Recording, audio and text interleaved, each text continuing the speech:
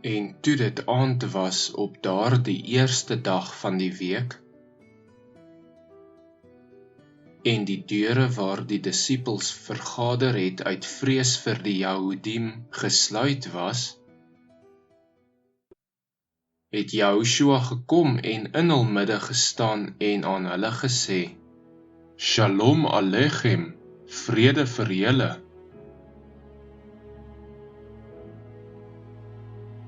En nadat hy dit gesê het, wys hy hulle sy hande en sy sy, en die disippels was bly toe hulle die meester sien.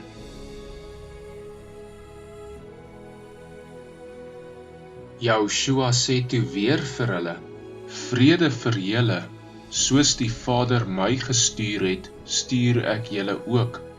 En nadat hy dit gesê het, blaas hy op hulle en sê vir hulle, ontvang die afgesonderde gees. As julle die mense hulle sondes vergewe, dan word dit hulle vergewe. As julle die mense hulle sondes hou, dan is dit gehou. En Toma, wat genoem word Didimus, een van die 12, was nie saam met hulle toe Jehoshua gekom het nie.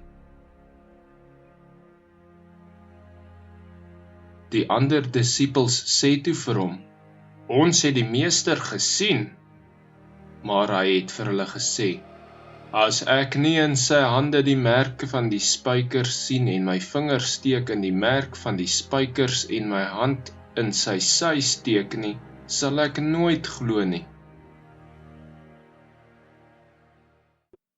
En 8 dae daarna was sy disippels weer binne, en Toma saam met hulle. En Jehoshua het gekom terwyl die deure gesluit was, en het in hul midde gestaan en gesê, Shalom Alechem, vrede vir julle.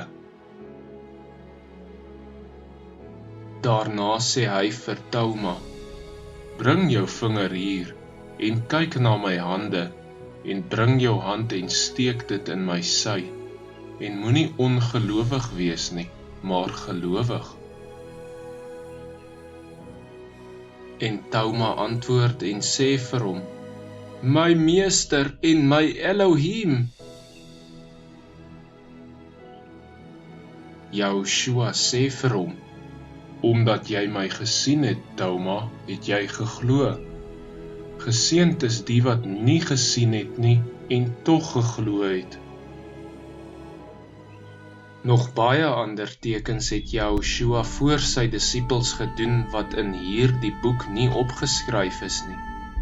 Maar hierdie is opgeskryf dat julle kan glo dat Yeshua die Mashiach is, die seun van Elohim, en dat julle deur te glo die lewe kan hê in sy naam.